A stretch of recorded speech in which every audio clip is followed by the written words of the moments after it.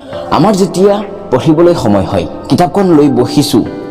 কিন্তু first topic যিটো আছে সেইটোই প্ৰথমে অসুবিধা হয় সেই বুলি যে এইটো নোৱাৰোঁ এইটো নোৱাৰিম এইটো মোৰ দ্বাৰা সম্ভৱ নহয় সেই বুলি কিতাপখন থৈ বেলেগ কিবা কৰি থাকিলেই নহ'ব এইখন লৈ বহিব লাগিব টেবুলখনত বহিব লাগিব কিতাপখন মেলি চাই থাকিব লাগিব কি হয় যেতিয়া নেকি ধৰি লওঁ তুমি এজনী ছোৱালীক ভাল পোৱা কিন্তু তাইৰ লগত তোমাৰ বেয়া নহ'ল কিন্তু মাজতে ইমান লগত বিয়া কৰাই দিলে তেতিয়া তুমি তাৰ লগত কথা পাতিবলৈ লাহে লাহে কৰা একেবাৰে নহয় হয় নেকি একেবাৰে নহয় ঠিক সেইদৰে কিতাপখনত বহি থাকিব লাগিব আৰু লাহে তোমাৰ সেই টপিকটো তোমাৰ মগজুত সোমাব আমি স্কুলত যাওঁ কিয় শিক্ষা অৰ্জন কৰিবলৈ এই যিটো ছাত্ৰ সময় এইটো হৈছে প্ৰস্তুতিৰ সময় আমি এইটো সময়তে পঢ়িবও লাগিব এণ্টাৰটেইনমেণ্ট কৰিব লাগিব চব কৰিব লাগিব এই ছাত্ৰ সময়টো কিন্তু আমাৰ এটা ভুল তাতেই হয় আমাৰ প্ৰধান শিক্ষক কোন আমি সেইটোই নাজানো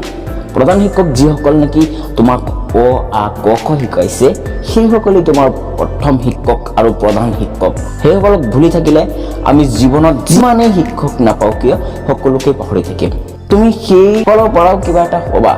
তুমি প্ৰফেচাৰ হ'বা কোনোবাই শিক্ষক হ'ব কোনোবাই পুলিচ অফিচাৰ হ'ব কোনোবাই ভাল বিজনেছমেন হ'ব বা কোনোবাই সাংবাদিক হ'ব কিন্তু সেইসকলক পাহৰি যাওঁ আমি যেতিয়া নেকি চাকৰি পাই যাওঁ তেতিয়া আমি শিক্ষকসকলক পাহৰি যাওঁ কিয় আমাৰ শিল্পী কোন আমাৰ শিল্পীজনকে পাহৰি থাকোঁ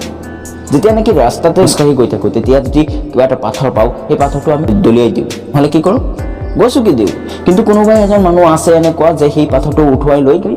মূৰ্তি বনাব মানুহে হাত জোৰ কৰি প্ৰণাম কৰিব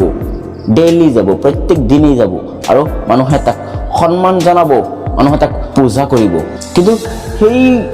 মূৰ্তিটোক বনোৱাজন কোন শিল্পীজন কোন তাক কোনোবাই সোধে নেকি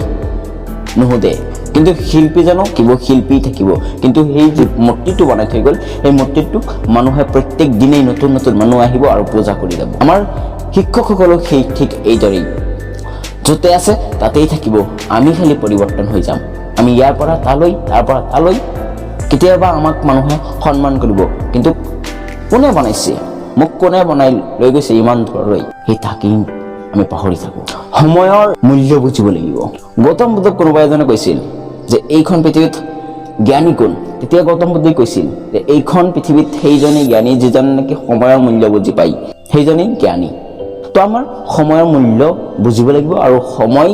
কি ধৰে গৈছে তাৰ পিছে পিছে যাব লাগিব